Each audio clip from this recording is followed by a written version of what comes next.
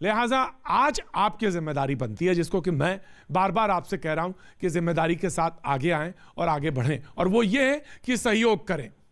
बार बार आपको हाथ धोना है। हाथ कैसे धोना है ये आपको मालूम है। लगभग 20 सेकंड तक आपको हाथ अपने धोने हैं, और जो एरिया है यानी ऊपर का उसको बचना है बार बार। ये तमाम सारे प्रिकॉशंस, इससे हम फाइट कर सकते हैं। लेकिन हमारे जो मेहमान हैं वो पहुंच चुके हैं और बहस का रुख हम करेंगे। जो मेहमान हैं उनसे हम तारुफ भी करा देते हैं। रोहित चहल हमारे साथ मौजूद हैं, जो बीजेपी का पक्ष रखने के लिए हमारे साथ हैं। बहुत बहुत शुक्रिया Rohit, thank you so much. Nishant Varma ji हमारे साथ राजनीतिक विशेषज्ञ मौजूद हैं, बहुत बहुत शुक्रिया। सुबह खान राजनीतिक विशेषज्ञ के तौर पे मौजूद है, बहुत बहुत शुक्रिया सुबह। इफ्रा जान हमारे साथ कश्मीरी एक्टिविस्ट हमारे साथ मौजूद हैं, बहुत बहुत शुक्रिया, थैंक यू सो मच। विवेक श्रीवास्तव जी नेता सीपीआई हमारे साथ मौजूद हैं, बहुत बहुत शुक्रिया। प्रोफेसर संजय कुमार राजनीतिक विश्लेषक के तौर पे मौजूद हैं, बहुत बहुत शुक्रिया। Divyanshu Pandey advocate Supreme Court हमारे साथ मौजूद हैं, बहुत बहुत शुक्रिया। कोरोना वायरस पे बात हो रही थी, बेहद संवेदनशील। इसमें कम से कम हमारे इस पैनल से एक ही स्वर में बात जानी चाहिए, और वो ये कि सहयोग की जरूरत है। इसमें तो कोई इफ एंड बट नहीं है। वर्मा जी, हाँ, इसमें कोई इफ एंड बट हो भी नहीं सकता। सहयोग की ज़रूरत है, अवेयरनेस की ज़रूरत है, इंफ्रास्ट्रक्चर की ज़रूरत है, स्क्रीनिंग की ज़रूरत है, और इस पैंडेमिक से लड़ने की ज़रूरत है। इसमें तो कोई दो राय नहीं है। Thank you so much, thank you so much. कम से कम इस मामले पे बिल्कुल सब एक राय है इस पैनल की, और इस छोटे से मंच से या छोटे से पहल के जरिए कह सकते हैं आप सहयोग करेंगे तो बहुत सारी चीज़ें हल हो सकती हैं। लेकिन आज का जो मुद्दा है वो ये है कि सरकार ने कहा कि कागजात की जरूरत नहीं है। जहां तक एनपीआर के सवाल की बात है, सरकार ने पहले भी कहा था कि सीएए में कोई कागजात की जरूरत नहीं है। जो विस्थापित हैं और जो प्रताड़ित हैं वो उनकी जरूरत है, और उन्हीं को नागरिकता देने का सवाल था। लेकिन सरकार ने ये बात कही जब बहस हो रही थी राज्यसभा में कि अपोजिशन ने सहयोग नहीं किया, सहयोग तो दूर कंफ्यूजन को बड़ा किया, और जब कंफ्यूजन को बड़ा किया जिससे कि जो सामने आया स्थिति वो बड़ी भयावह थी, और वो दंगे की तरफ इशारा हो रहा था। इफ्रा, मैं ये बार बार कह रहा था, और बार बार ये बहस आप लगभग पिछले बहस की बात करें तो लगभग 1 महीने तक की बहस में अगर हम निकालें, आप हर बहस में हर दूसरे या तीसरे में रहे।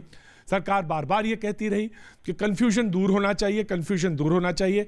आप अगर आना चाहें तो बातचीत के लिए तैयार हैं। कल भी उन्होंने ये बात कही राज्यसभा में कि हम लीडर अपोजिशन को दावत देते हैं, वो लोग आएं और बात करें, और बात करने के बाद सहयोग के साथ चीजें सुलझाई जाएं। लेकिन 55 लोगों की मौत हुई। विवेक जी, 55 लोगों की। भारतीय बात बिल पास होने के पहले आपको करनी थी, डिस्कशन पहले होता है।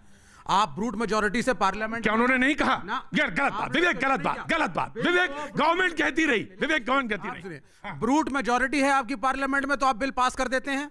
आप सुनते नहीं, आप बात नहीं करते। हाउस के अंदर तो मौजूद थे सर। फिर आप कहते हैं कि अगर आप प्रोटेस्ट करेंगे तो आप एंटी नेशनल हो गए। नहीं विवेक, आप इस पार्लियामेंट्री डेमोक्रेसी को तो मतलब समझ गए ना। हम वहां पे पार्टिसिपेट कर रहे थे, and we have passed the bill. एक ही डिमांड थी कि मुसलमानों का नाम भी बिल में डाल दो, वो भी इस देश का हिस्सा है।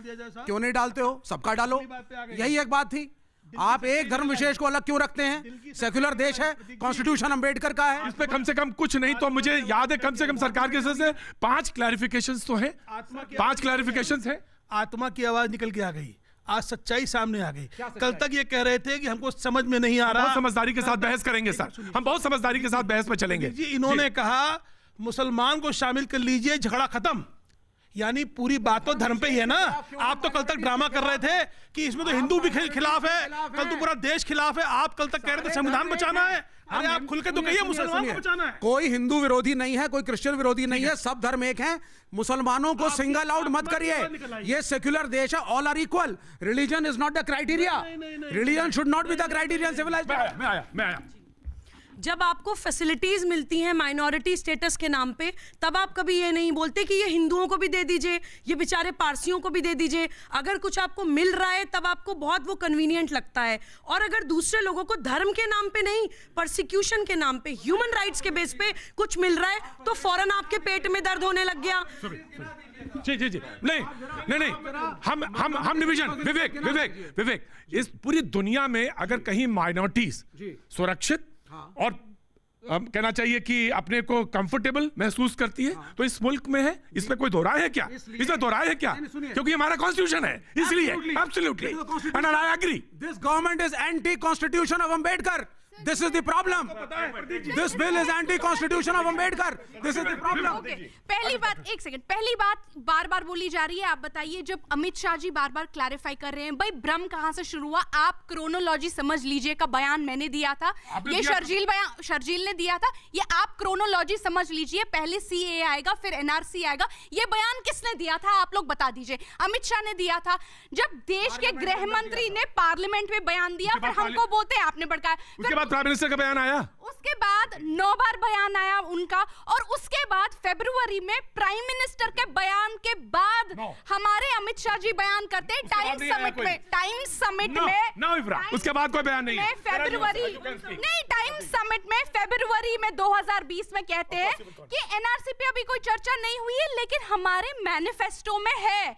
तो आप बता दीजिए ना, झूठ कौन बोल रहा है, सच कौन बोल रहा है, भ्रम कौन फैला रहा है? मैं एक बात मानता हूं कि अगर सड़क से स्टूडियो से बहस खत्म हो जाए तो सड़क से बहस खत्म हो सकती है ये, लेकिन सवाल ये है कि इंटेलेक्चुअल्स, मैं आ गया सर कुछ पेशेवर विरोधी हैं। बड़ा आश्चर्य है मुझको कि मोदी जी को कोरोना वायरस के मामले में समर्थन किया, वरना उसका भी विरोध करते हैं। तो नहीं समझदार लोग हैं, समझदार नहीं आपको पता है। प्रतीक जी, मुझे लगता है, देखिए, खुद कपिल सिब्बल जी ने कल माना राज्यसभा के अंदर, जब उनसे पूछा कि सीए से किसी मुसलमान की नागरिकता जा रही है, मुसलमान विरोधी है, उन्होंने खुद कहा कि नहीं, वो मुस्लिम विरोधी नहीं है। एक बात जो लगातार भ्रम फैलाने की कोशिश की जा रही, सरकार ने बहुत क्लियर किया।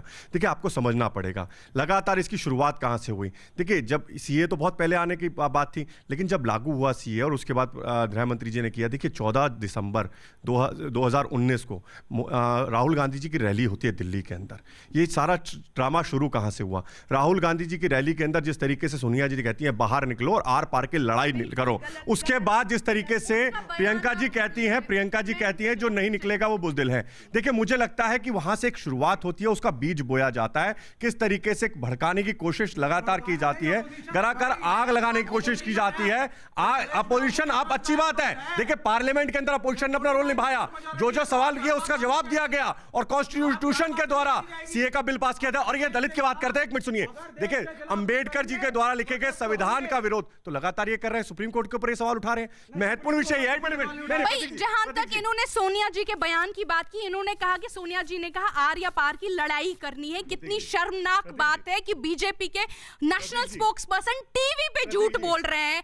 आप सोनिया जी का बयान सुन लीजिए, उन्होंने कहा आर या पार का फैसला होगा। भाई, आपने ये अमित शाह जी ने क्रोनोलॉजी में लिखा होगा। बता देता हूं, मैं पढ़ के बता देता हूं।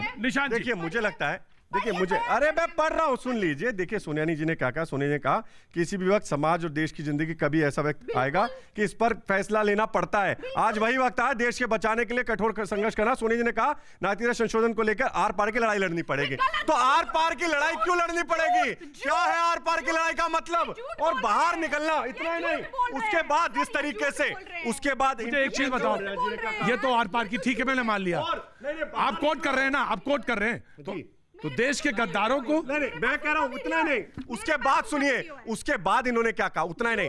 एक बात है, शर्जिल इस्लाम ने क्या कहा, आप एक बात बताइए। तब शुरू से वो है जिस तरीके से देश विरोधी है, देश विरोधी है। अमानतुल्लाह ने क्या कहा? अमानतुल्लाह ने कहा टोपी पहनने से और इन सबसे आपको रोका जाएगा। उसके बाद किसने कहा? ताहिर हुसैन ने जिस तरीके की चीजें कही। अनुराग ठाकुर पे आइए, प्रज्ञा ठाकुर पे आइए, गोडसे के ऊपर आइए आप पहले। पूरी सूची है। देखिए, मैं 2-3 बातें बहुत शांति से रखना चाहता हूं। चहल साहब आंसर देंगे। आप चाहते हैं चहल साहब तो बिल्कुल कोट करिए, सोनिया गांधी, राहुल गांधी, महात्मा गांधी, सबको कोट करिए। आप जरा सा ये भी बताइए, शाहीन बाग के निकल करके लोग जो बलात्कार करने वाले थे वो कहाँ गए? आप लोगों के बयान थे।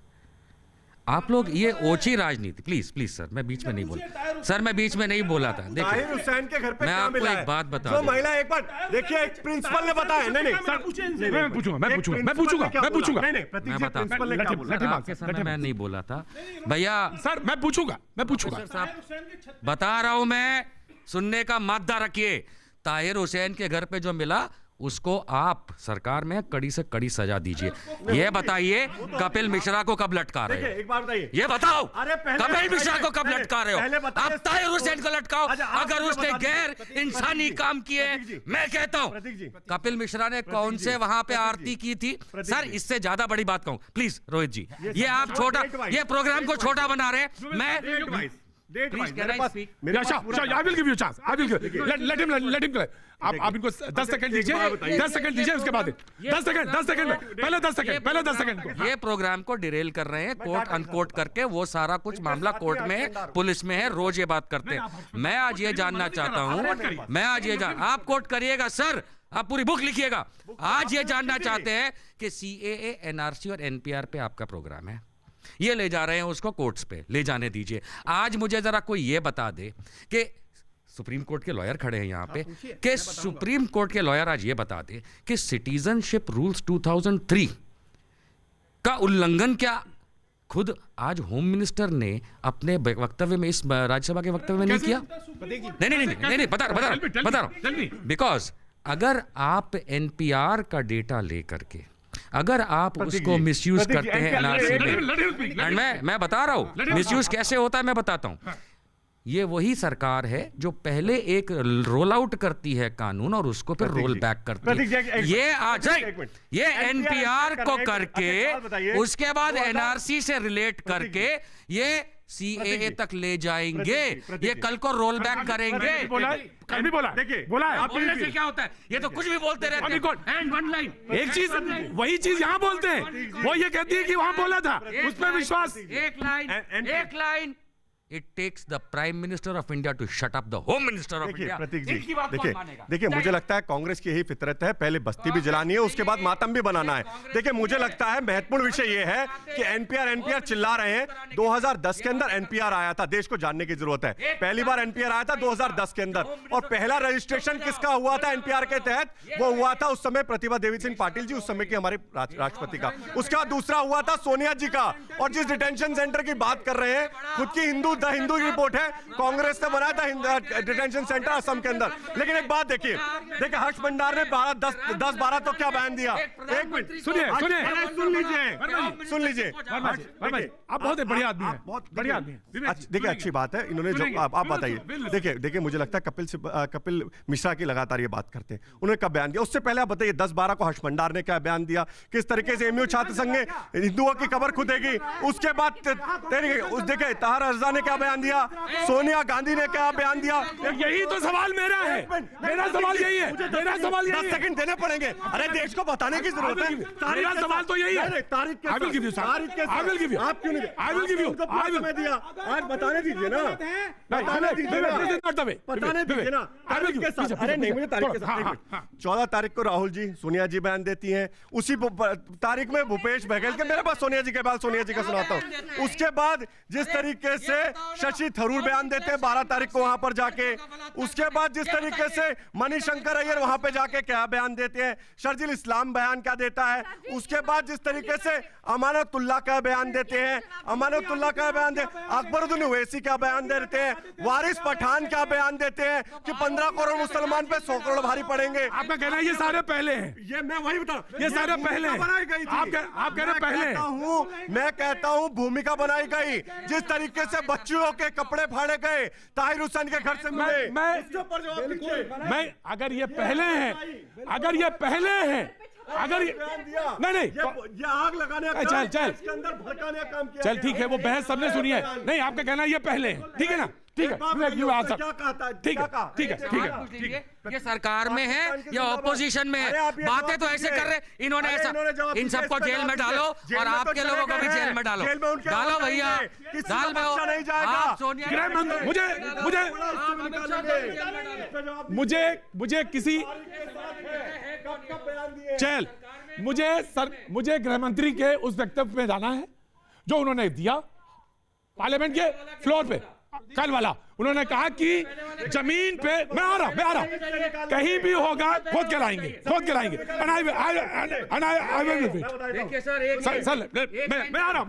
प्रतीक जी ऐसा है, जो ये चल रहा है इसे कहते हैं इंफॉर्मेशन वॉरफेयर। यह सूचना को इस्तेमाल करके यह देश के विरुद्ध जंग छेड़ी जा रही है। यहाँ पे भ्रम फैलाया गया, यहाँ पे मोहतरमा जो आई हैं इन्हें कहा कि जो भ्रम फैलाया गया, आज इस बात को एक्नॉलेज कर रहे हैं कि यह भ्रम फैलाया गया है। अब किसने फैलाया मैं आऊंगा, किसने फैलाया मैं उस पर भी आऊंगा। दूसरी बात, कांग्रेस के कपिल सिब्बल राज्यसभा में ये कहते हैं कि आज मैं ये मान रहा हूं कि किसी की नागरिकता सीएए से नहीं जा रही। जब किसी की नागरिकता सीएए से नहीं जा रही तो 55 लोग कुर्बान कैसे हो गए? यहां पर भ्रम फैलाया गया है, यहां तक एनआरसी की बात है। मैं आपको बता दूं, आप पार्लियामेंट नहीं है, आप सुप्रीम कोर्ट भी नहीं है, आप कॉन्स्टिट्यूशन को इंटरप्रेट नहीं कर सकते, कॉन्स्टिट्यूशन को नहीं कर सकते। आप ये अब जो भाई साहब हैं, मैं कह रहा हूं, मैं बता रहा हूं ना क्यों कैसे कह दिया। ये संविधान पे विशेषज्ञ यहां पे बैठे हैं, सुप्रीम कोर्ट नालायक है, यही ये कहना चाह रहे हैं, यही मैसेज ये पूरे देश में भेज रहे हैं और ये भ्रम फैलाया जा रहा है। मैं आपको बता दूं आपकी जानकारी के लिए, एनआरसी की चर्चा करते हैं ना आप, सुप्रीम कोर्ट ने एक कानून बनाया गया प्रतीक जी 1983 में, उसमें क्या था, illegal immigrants identification by tribunal. ये कानून स्पेशली बनाया गया असम के लिए, क्योंकि वहां पर इलीगल इमिग्रेंट्स की समस्या इतनी बड़ी थी कि सबने ये माना कि समस्या है। अब जब वो कानून बनाया गया तो उस कानून में सिर्फ 1498 लोग बांग्लादेश भेजे गए वापस, जबकि जो पहले से कानून था उसके अंदर पश्चिम बंगाल से 5 लाख लोग भेजे गए। उसी दौरान सुप्रीम कोर्ट ने यह क्लियर कहा है, जजमेंट में 2005 का जजमेंट है, मैं आपको भेजूंगा, पढ़िएगा उसे। सुप्रीम कोर्ट ने कहा कि यह वोट की राजनीति की गई है। वोट की राजनीति कौन सी पार्टी सरकार में थी 1983 में, ये सबकी जानकारी की बात है। प्रतीक पहले तो ये लोग ये डिसाइड कर लें, कभी तो ये सरकार को फासिस्ट बोल देते हैं, नाजी रजीम पे चलने वाला बोल देते हैं, कभी कहते हैं कि ये बैक ऑफ कर रहे हैं। तो पहले ये डिसाइड कर लें कि भाई फासिस्ट है या फिर वो सबका साथ, सबका विकास, सबका विश्वास के साथ, संयम के साथ या फिर वो सब्र और संयम के साथ संविधान के दायरे में रह के सरकार चलाने की कोशिश कर रहे हैं। पहले डिसाइड कर लीजिए। एक इंपॉर्टेंट पॉइंट इफ्रा ने अभी बोला, इन्होंने अपने नाम के साथ शर्जिल इमाम का नाम इस्तेमाल किया। इन्होंने बोला वो बयान ना तो इफ्रा ने दिया ना शर्जिल इमाम ने दिया। यही प्रॉब्लम है प्रतीक की, जो एजुकेटेड मुस्लिम यूथ है उनके जो नायक हैं वो बुरहान वानी है, वो शर्जिल इमाम है, पोस्टर बॉयज इनके आतंकवादी अफजल गुरु हैं। इन लोगों को अपने पोस्टर बॉयज, जिस दिन एजुकेटेड मुस्लिम ने अपने हीरोज को, एपीजे गुलाम को बना लिया, इब्राहिम गार्दी को बना लिया, ब्रिगेडियर उस्मान को बना लिया, उस दिन हम यहाँ पे इन इररिलेवेंट इश्यूज पे बहस नहीं कर सकते। परेशानी, हाँ बयान सुना। मैं किसी का बयान नहीं सुनूंगा, मैं किसी का कोट नहीं सुनूंगा, मैं किसी का कोट नहीं लूंगा। मैं चहल साहब मैं कोई वीडियो नहीं लूंगा। क्यों नहीं लेंगे? देखिए बिल्कुल, मैं तो चाहती हूँ, मेरे पास है, मैं सुनवा लूंगा, मैं अपने प्रोड्यूसर से बनवा लूंगा। कोई भी सोनिया जी का बयान देख ले, शायद आज ये लोग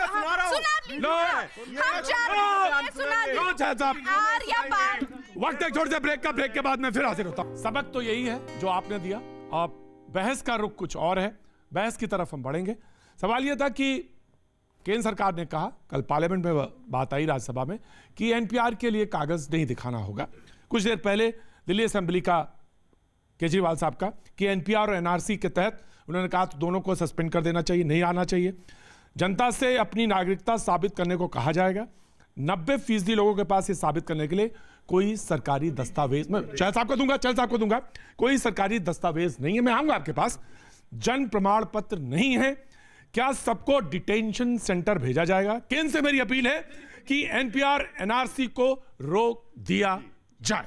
मैं आ जाऊंगा, आप मुझे जस्ट गिव मी 30 सेकंड, मैं आप कमिंग आफ्टर दैट। हाँ प्रतीक जी, देखिए मुझे बहुत क्लियर है, कल राज्यसभा में भी गृह मंत्री जी ने बहुत क्लियर कर दिया, किसी से कोई कागज नहीं मांगे जा रहा। मुझे लगता है कि उस समय जब सोनिया जी का अगर एनपीआर हुआ था, सोनिया जी का सबसे पहला हुआ था 2010 के अंदर, तो उनसे इटली से हमने उनसे वो जन्म प्रमाण पत्र मांगा था क्या? हमने पूछा था क्या? हमने नहीं मांगा था। उस समय सरकार ने माना नहीं था। अरे सच सुन लीजिए, सच है, कड़वा लग गया। देखिए जो दरबारी है इटली की माँ के, इटालियन भाई के, उनको दर्द होता है सोनिया जी के, तो मुझे लग रहा है दर्द जायज है। लेकिन एनपीआर उस समय भी कागज नहीं मांगा गया था, आज भी नहीं मांगा गया। ना 2010 में कोई कागज मांगा गया था, ना आज मांगे। जिस तरीके से उस समय लागू हुआ था एनपीआर, वही है। जनगणना की बात है और सबसे महत्वपूर्ण बात है कि देखिए गरीबों को उसका लाभ मिले, चाहते नहीं है। देखिए अब यहाँ पे बात की सबसे ज्यादा, इस देश के अंदर जहां राशन कार्ड बनवाने के लिए कागज नहीं है, आप नागरिकता कैसे प्रूव करेंगे? दूसरी बात, ये सोनिया गांधी और इटली मत चाहिए, आप सोनिया गांधी इटली मत चाहिए, नरेंद्र मोदी की बात करिए, सरकार की बात करिए। जब भारत में पैदा हुए मोदी जी तो नागरिकता है, वो सबको बताया। सोनिया जी इटली में पैदा हुई थी, ड्यूअल नागरिकता, उनका एनपीआर हो सकता है। तो भैया दिक्कत क्या है? मैं तो कह रहा हूं उन्होंने कागज नहीं दिखाया। शर्म की बात है ये इटली विटली करना। संगीत सोम के शब्द याद आते हैं। सुनिए कितनी बड़ी शर्म आएगी अभी लाइव टेलीविजन पे। हम कोई शर्मनाक बात नहीं कहेंगे। हमको सबको शाम को घर लौटना है और शीशा आईना देखना है। आईना तो देख चुके हैं, आईना सबको देखना है। We all have to see a mirror. इनके जैसा नहीं हूँ, लगातार ना बोलिए। इनके जैसे मैं संगीत शोम जैसे शब्द नहीं इस्तेमाल करूंगा, लेकिन मैं एक बात जरूर कर दूं। आप राहुल गांधी से कर सकते हैं ना। रोहित चहल जी क्यों टाइम वेस्ट कर रहे हैं? पीछे पीछे से बैकग्राउंड म्यूजिक मत दीजिए। आज पठान बनिए, लेकिन ऐसा है ना, आप पहले भारतीय बनिए। आप भारतीय बनिए। भारतीय आपको मैं एक बात बता दूं, हमें भारतीय होने पे गर्व है। हम तो बनिए ना। ये डिबेट कर रहे हैं। बन जाए ना। अरे भैया कागज नहीं दिखाएंगे। दूर दूर दूर। अरे दूर कोरोना वायरस तो इटली से आया था। पहले भी 30 साल पहले भी वायरस इटली से आया था, जो आज देश के अंदर नुकसान कर रहा है, और आज भी इटली से आया है। तो इटली का ही पेशेंट आया था जिसने वायरस फैलाया। ठीक है ना? Cool down. अगर ये फ्रस्ट्रेशन पूरा हो गया हो तो फिर मैं ये बता अरे कोरोना वायरस इटली से आया था 30 साल पहले भी, जो वायरस फैलाया था देश के अंदर, आज भी वही फैला रहे हैं। नो विवेक प्लीज कम विवेक सुनिए, नो विवेक। इटली नहीं, कोरोना वायरस नागपुर में आरएसएस के हेडक्वार्टर से आया था, इटली से आया है। अब मैं यही करूंगा जो ये कर रहे थे। नो, अच्छा लगेगा? नहीं तो आप चल पूरी बहस स्टॉप कराइए। 30 साल पहले वायरस आया था, अब भी वायरस आया है। देखिए इस तरह डिबेट नहीं हो सकती। मैं सबसे कहूंगा 1 मिनट के लिए चुप हो जाएं। देखिए प्रतीक आपकी जी, बात मान ले तो बहुत अच्छी बात है। नहीं, देखिए सच्चाई ये है, कोई भ्रम नहीं है, और मैं थोड़ा सा मतभेद चाहूंगा। किसी ने नहीं भड़काया प्रतीक जी, असली बात कोई कहना नहीं चाहता। मुझे बताइए, बार बार नैरेटिव आता है कि मुसलमानों खिलाफ नहीं है। ये पूरे देश में बहुत से लोगों पे कागज नहीं है। मुझे ये बताइए, अगर ये बात सच है, सब लोग कह रहे हैं, तो देश का मुसलमान क्यों रोड पे उतरा हुआ है? शाहीन बाग में क्या हिंदू बैठा हुआ है? हिंदू भी पूरी बात होने दीजिए। हिंदू है, हम भी ये देश को डराया जा रहा है। मैं आपको विश्वास दिलाता हूँ, ये मुद्दा सीए का नहीं है, ये देश के हिंदुओं को डराने की साजिश है। देश के मुसलमानों का एक बहुत बड़ा तबका, आप चिल्ला क्यों रहे हैं? देश के मुसलमानों का एक बहुत बड़ा तबका पूरे देश को डरा रहा है, देश को धमका रहा है। वो बता रहा है कि आप कानून लाएंगे, हम रोड पे निकलेंगे, हम दंगे करेंगे, हम हिंदुओं की हत्या करेंगे। सच्चाई को प्रतीक जी मानिए। अरे किसी ने नहीं कहा हिंदुओं के विवेक नो प्लीज आराम से no I will permit you, I will give you chance. 10 second मैं आपको दूंगा। चल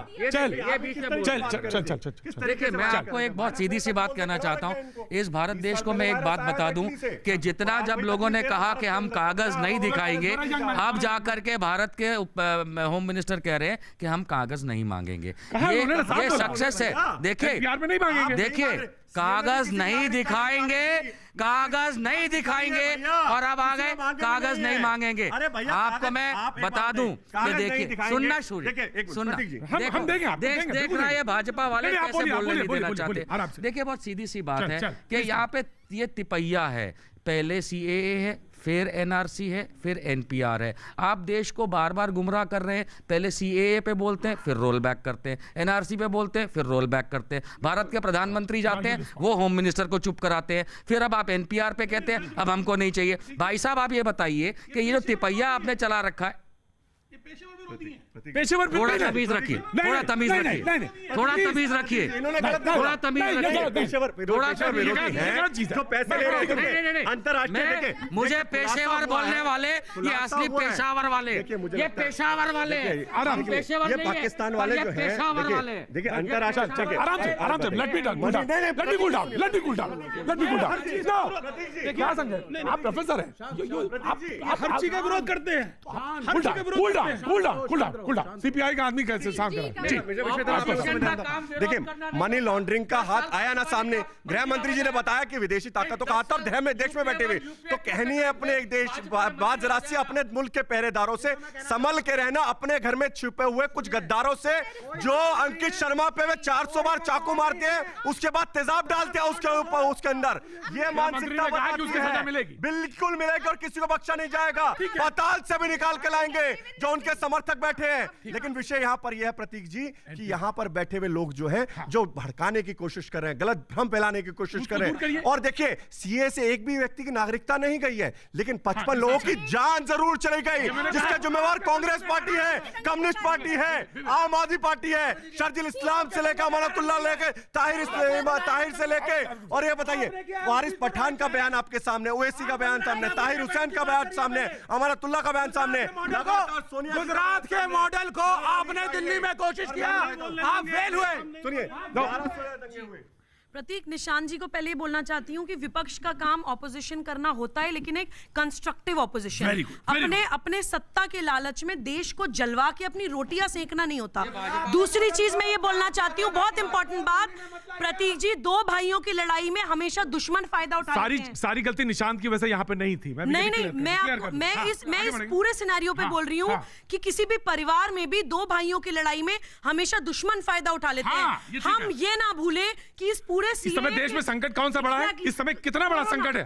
कोरोना सबसे बड़ा संकट है, उसमें हम लोगों को एक होके लड़ना है। दूसरा आतंकवाद बहुत बड़ा संकट है प्रतीक जी। इस पूरे मूवमेंट को पीएफआई और सिमी ने हाईजैक कर लिया। अभी ओखला में आईसिस के 2 आतंकवादी पकड़े गए हैं। इस्लामिक स्टेट ऑफ खुरासा जो आईसिस की इंडियन ब्रांच है, प्रत्यक्ष तौर से भारत में काम कर रही है। वो लोग हमारे देश को बांटने का काम कर रहे हैं। इफरा गिनवाती है कितने मुसलमान मर गए। हाँ, मुसलमान भी मराए दंगे में, लेकिन आतंकवादियों के हाथ मराए। जितनी भी इस्लामिक स्टेट में मुसलमान मर रहे हैं, आतंकवादियों के हाथ मर रहे हैं। वहां पे बीजेपी आरएसएस नहीं है। आपकी सरकार क्यों मौका देती है कि लोग आतंकवादी बने? मैडम आप बहुत आतंकवादी बनवाते हैं। आपकी पॉलिसी आतंकवादी बनवाती है। मैडम बहुत हमारी एक सेकंड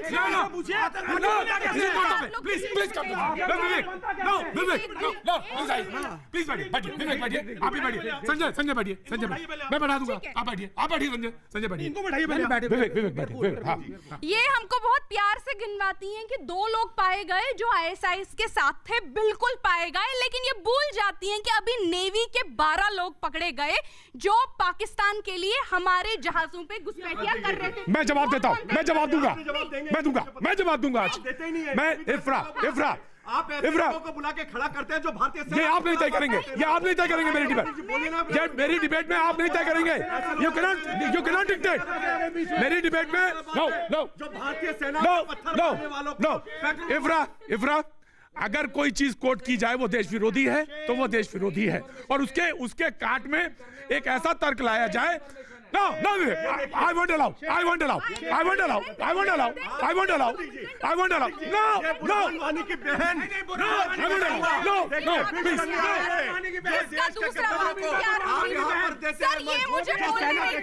सेना के पत्थर मारने के चहल, if you want to come, आप अगर आना चाहे तो आए।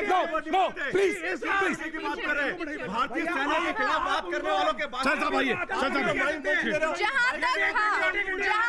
मुझे मालूम है चाहल साहब, मुझे मालूम है क्या सही है क्या गलत। आप प्लीज खड़िए। देखिए, देवेंद्र सिंह को अवार्ड पे अवार्ड देने वाले राष्ट्रवाद की बात देखिए इफ्रा, एक बात जानिए, एक बात सुनिए, जो देश विरोधी है वो देश विरोधी है। उसको कहने में हिचक नहीं होना चाहिए। हाँ, तो मैं बात तो जब उन्होंने कहा कि आईएसआईएस के लोग पकड़े गए, तो आपको मानना चाहिए वो चीज गलत है, और आपको ये बात मालूम होनी चाहिए। No, I won't allow you. I will give you chance. Please you have to wait. मैं आपको एक बात और बताऊं, एक बात और। संजय जी पीछे चलिए, आतंकवादी पैदा ऑफ कोर्स मैंने पहले सरकारी पॉलिसी वो कंडेम करने योग्य है, कंडेम है जी। सरकारी पॉलिसी आप बदलिए। जहां तक एनपीआर और एनआरसी के कनेक्शन की बात आती है, ये कहती है भाई आप लोगों को भ्रम है। मैं इनको याद दिला दूं कि बिहार बीजेपी ने NPR plus NRC, Bihar BJP ने एक पूरा मेमोरेंडम लॉन्च किया और कहा है हम इसके खिलाफ है। जहां तक बात आती है एनपीआर और एनआरसी के कनेक्शन की, मैं व्यूअर्स को बोल देती हूं, आप सिटीजनशिप रूल्स पढ़ लीजिए, उसमें क्लॉज 4 पढ़िए और देखिए उसमें साफ साफ लिखा गया है कि जो एनपीआर का डेटा है that can be used to verify NRC. Prateek ji, मुझे लगता है देखिए जब सेना के ऊपर पत्थर मारने वाले लोग, जवाब वो दीजिएगा। नहीं, मैं जवाब उसी में दे रहा हूं। नहीं प्रतीक जी, भारतीय सेना पे बोलना जरूरी है, मुझे बोलने दीजिए। आप सेना के खिलाफ बुलवा लेते हैं, मुझे सेना के खिलाफ पक्ष में बोलना जरूरत है। देखिए सेना के मुझे ऊपर किसी से देशभक्ति का सर्टिफिकेट नहीं चाहिए, मुझे देशभक्ति का सर्टिफिकेट किसी से नहीं चाहिए। तो मैं जो बोलूंगा, बोलिए, अगर देश की सेना के खिलाफ, पैरामिलिट्री फोर्सेस के खिलाफ कोई बोलेगा तो मैं बोलूंगा, और उनको अगर समय देंगे तो समय मुझे भी देना पड़ेगा, बिल्कुल देना पड़ेगा। प्रतीक जी बिल्कुल मैं डिक्टेट कर नहीं रहा, बड़े आपका पूरा सम्मान है, आपका शो है, आपने मुझे बुलाया, धन्यवाद। लेकिन प्रतीक जी पहली बात देखिए, देश की सेना ने हजारों सैनिक अपने कुर्बान किए हैं, और किसके लिए किए हैं? आपके लिए, हमारे लिए, सबके लिए। और हम आज भारतीय सेना की वजह से ही यहाँ सुरक्षित खड़े हैं, चाहे नेवी हो चाहे एयरफोर्स हो, और ऐसे जवान जिन्होंने अपने माओ ने अपने बेटों को खोया है। मुझे लगता है लगातार भारतीय सेना पर अपने आतंकी जिहादी बुरहान वानी जिनके भाइयों के ऊपर एक बार सवाल नहीं उठाती, जो जिहादी मैं कहूंगा विष कन्या जो पहले कहा जो गलत है वो गलत है, जो गलत है विष कन्या जो है। ब्रेक के बाद फिर हाजिर होता हूं। कभी कभी पूरी बहस उतनी बात नहीं कह पाती जितने आपकी 2 लाइन कह जाती, बहुत सच।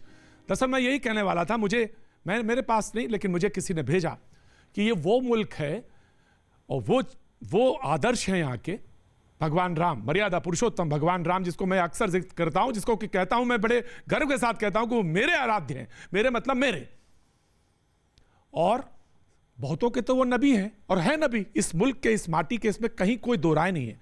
वो राम कुछ सिद्ध करने के लिए नहीं, सिर्फ प्रेम को सिद्ध करने के लिए शबरी के झूठे बेर खा लेते हैं, और खाते हैं, प्रेम से खाते हैं। ये वो मुल्क है, ये वो माटी है। मुझे समझ में नहीं आता कि हुआ क्या है और गड़बड़ कहां है। बहस में अगर एक के बाद एक ऐसे लगातार ऐसे बोलेंगे तो समझ में नहीं आता, ये बात सच है। सेना को लेकर कोई दो राय नहीं। झंडा इस मुल्क की पहचान, इसके प्रतीक, इसके चिन्ह, इसके बिंब, सबको सैल्यूट है, और ना ही किसी को सर्टिफिकेट देने की जरूरत कि मैं सबसे बड़ा देशभक्त या आप छोटे देशभक्त। सब लोग बराबर हैं इस मुल्क में, इस माटी में। अब इसके बाद मैं बहस शुरू करता हूं। Now you start, I am coming from this side. अच्छा जी, नहीं विवेक जी कुछ नहीं कह रहे। एक बात उन्होंने बड़े जोर जोर से कही, कह रहे थे कि आतंकवादी आपने बनाए हैं, आप भड़काते हैं, लोग आतंकवादी बन जाते हैं। इनसे मैं जानना चाहता हूं, अगर भड़काने में लोग इतना ही आते तो 100 में 99 आतंकवादी मुसलमान कैसे हैं? अरे भैया, मुसलमान ही को भड़कावे में आते हैं, हिंदू क्यों नहीं आता? नहीं।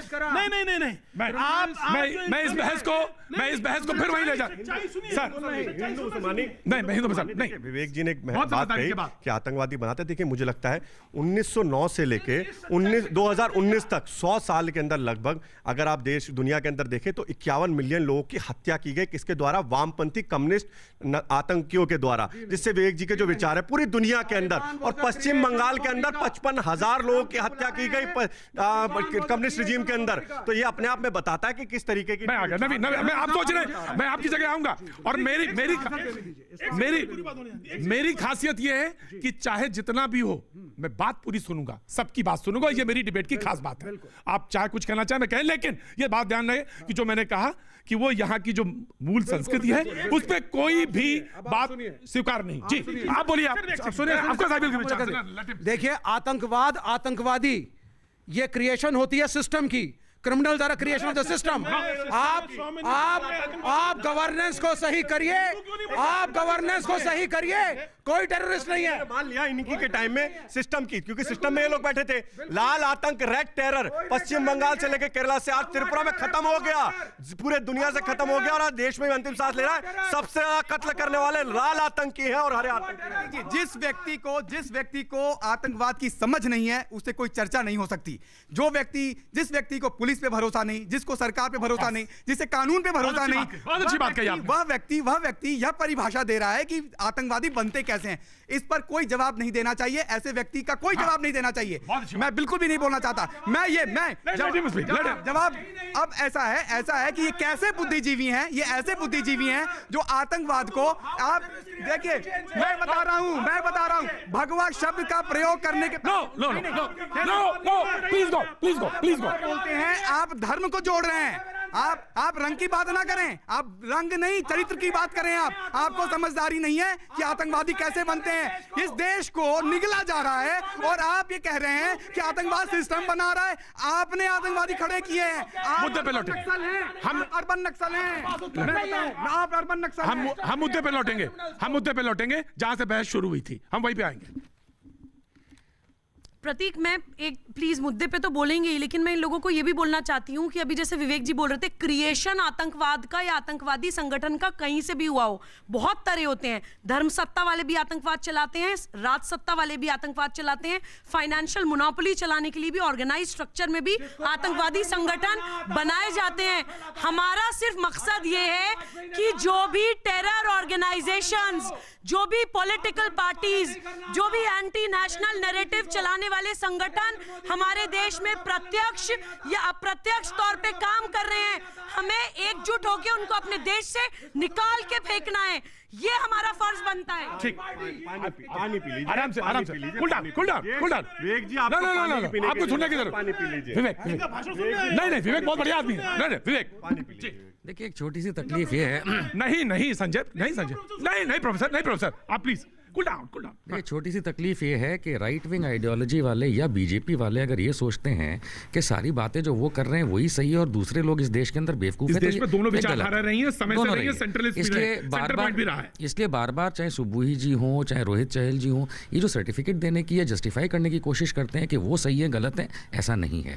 एक वकील साहब ने भी कहा, लेट मी कंप्लीट, मैं किसी के बीच में नहीं बोला था, प्लीज अलाउ मी। वकील साहब ने भी थोड़ी देर पहले कहा था प्रोग्राम के अंदर कि कानून का इंटरप्रिटेशन करना हम लोगों का काम नहीं है। Sir, every citizen has a right to interpret the law.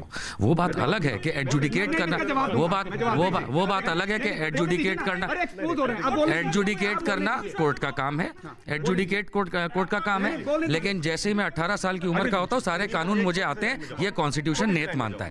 बड़ी बात यह है कि एनपीआर, एनआरसी और सीएए से हम हट के देखिए क्या क्या डिस्कस कर रहे हैं। इस समय बात होनी चाहिए एनपीआर, एनआरसी और सीएए की। मैं एक बात बता दूं कि सीएए, एनपीआर, एनआरसी को लेकर के आपके संदेह हटे कि नहीं हटे, खत्म हुए कि नहीं है? नहीं हटे। क्यों नहीं खत्म हो रहे? मैं ये जानना चाहता हूं क्यों नहीं, व्हाट्स द रीजन? रीजन क्या है? मैं बताता हूँ, रीजन बताइए। कैसे मिल रहे हैं उनको? ठीक है, ठीक है। नहीं, ये बहुत बेशर्मी की बात है कि ये बीजेपी का स्पोक्स पर्सन अगर ये भाषा इस्तेमाल करता है तो मेरे ख्याल से ये बहुत बुरी बात है, क्योंकि which is a good thing. Professional opponent professor, this is not the way.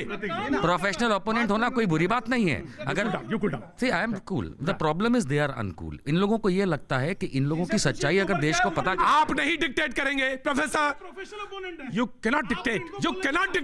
Professor साहब को चलो आज मैं पूछ लेता हूँ, नरेंद्र मोदी के पिता के कागज कहाँ हैं? चलो आओ, उनकी तर्ज पे, उनके लेवल पे आना आता है। प्रोफेसर, आपके लेवल पे मुझे आना आता है। दामोदर दास मोदी के पेपर लाओ, दामोदर दास मोदी के पेपर। अरे प्रोफेसर साहब बोल रहा हूँ, प्रधानमंत्री पे सवाल उठाया, आप सुन लीजिए। बताओ, दामोदर दास मोदी के कागज कहाँ हैं? सुनिए, अरे सुनिए, निशांत जी सुनिए। देखिए, मुझे लगता है, देखिए निशांत जी सुन लीजिए। पूरे प्रोग्राम में आपने मुझे बोलने नहीं दिया, हर चीज में आप नहीं सुन रहे थे। जब तक मैं बोलता रहा आप बीच में बोलते रहे। अब आप बोल के दिखाइए, चलिए। वर्मा जी, देश को सच्चाई नहीं, वर्मा जी, बुरा लग रहा है। वर्मा जी, जब मैं बोल रहा था मिर्ची लगी है, पानी पी लीजिए, आपको पानी की जरूरत है। हम तो भैया लंका सत्तू खाने वाले लोग हैं।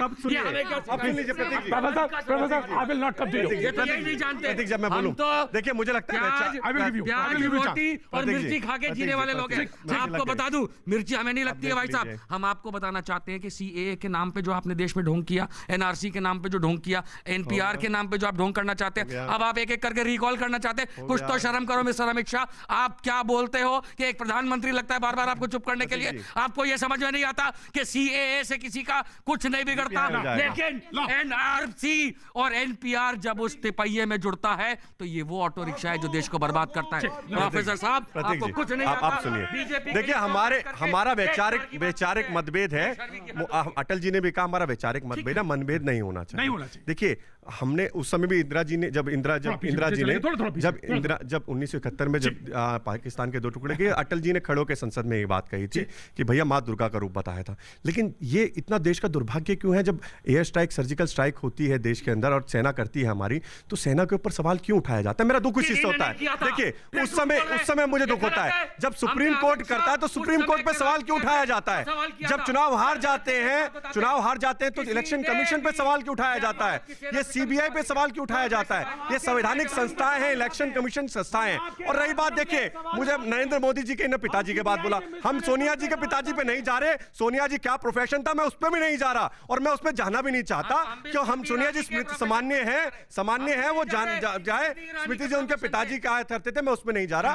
ठीक है, विषय यहां पर यह है कि देखिए, विषय यहां पर यह है कि देखिए, सीए जो आया, सीए से एक व्यक्ति की नागरिकता नहीं, मैंने पहले भी कहा।